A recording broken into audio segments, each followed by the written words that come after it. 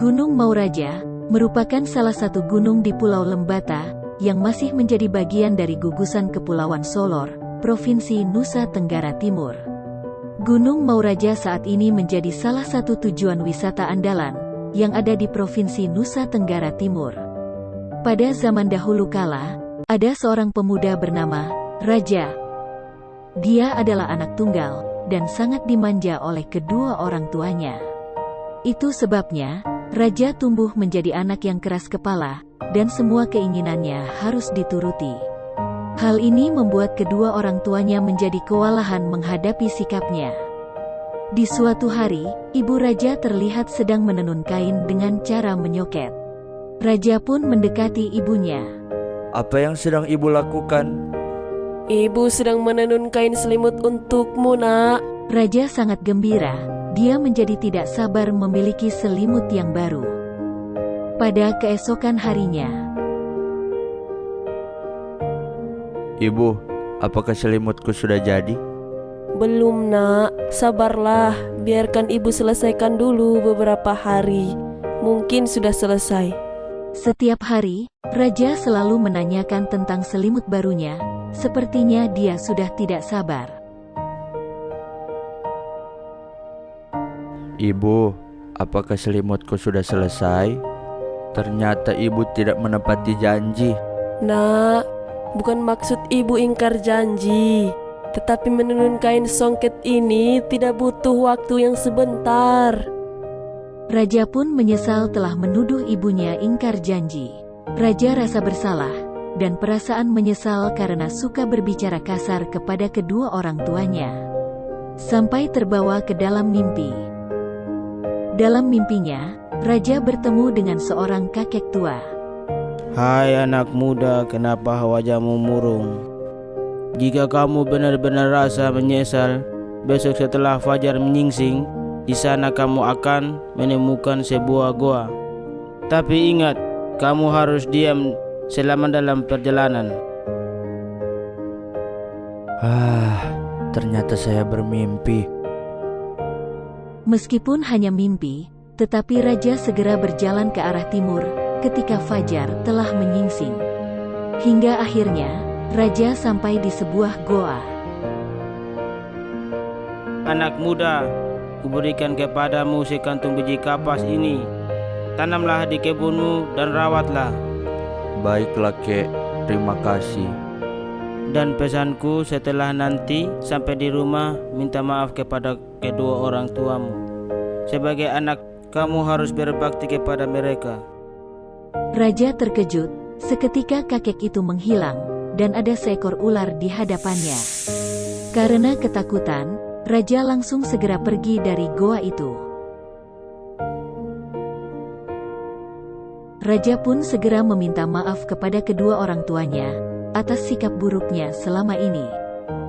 Sejak saat itu, Raja menjadi anak yang berbakti kepada kedua orang tuanya.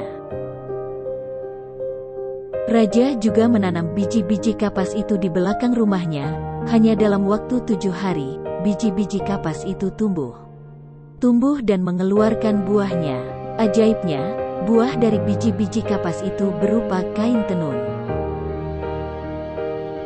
Raja, berapa ekor kambing kita ada yang hilang? Bantu ayah mencari kambing-kambing itu. Iya, ayah. Raja berjalan menyusuri hutan, mencari kambing-kambing ayahnya. Hingga akhirnya, sampai di depan goa yang dahulu pernah dia datangi. Raja masuk ke dalam goa, dan melihat 7 orang gadis sedang menenun selendang. 7 orang gadis itu sangat cantik, sehingga Raja ingin memperistri salah satu dari mereka. Raja pun tiba-tiba menemukan sebuah ide.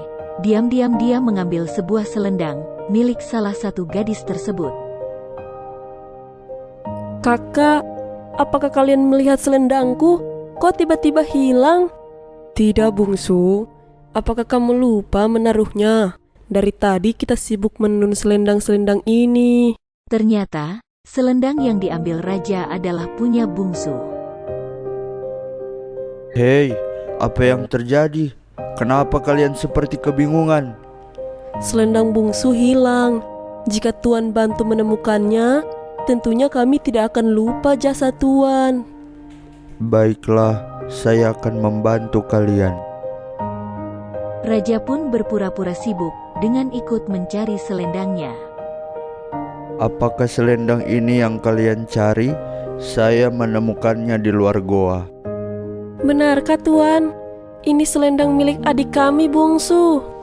Terima kasih sudah membantu kami. Sebenarnya siapakah kalian ini? Kami ini sebenarnya putri-putri ular. Apakah kalian mengenal kakek yang pernah saya temui di goa ini? Beliau adalah kakek kami. Anak muda, kau datang lagi ke sini? Kakek, Tuan ini yang membantu kami menemukan selendangnya bungsu yang hilang. Benarkah begitu anak muda? Iya, benar kakek. Dan saya bermaksud meminang bungsu sebagai istri saya. Saya merestui pernikahan kalian, tapi ada syaratnya. Apa syaratnya, kek? Sebelum kau menikah, buatlah rumah untuk bungsu di dekat pantai. Setelah itu, kalian bisa menikah. Baik, kakek. Setelah rumah peristirahatan dibuat, Raja dan bungsu menikah. Hingga suatu hari, seorang warga kampung melihat bungsu dalam wujudnya seperti seekor ular besar. Apakah kamu bertemu hantu? Bukan hantu, tapi seekor ular besar di rumah peristirahatan raja di dekat pantai. Yang benar saja, jangan-jangan kau mimpi. Untuk apa saya membohongi kalian? Cepat, kumpulkan warga. Kita harus segera membakar rumah itu.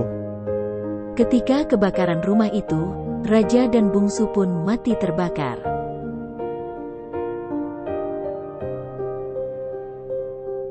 Enam orang kakaknya bungsu pun sangat marah atas kematian adik mereka. Mereka langsung menggulingkan gundukan batu untuk menghancurkan kampung tersebut. Gundukan batu itu semakin lama semakin membesar dan membentuk sebuah gunung. Untuk masyarakat sekitar, gunung itu disebut Ile Mauraja. Ile artinya istilah lembata gunung. Ile Mauraja atau Gunung Mauraja.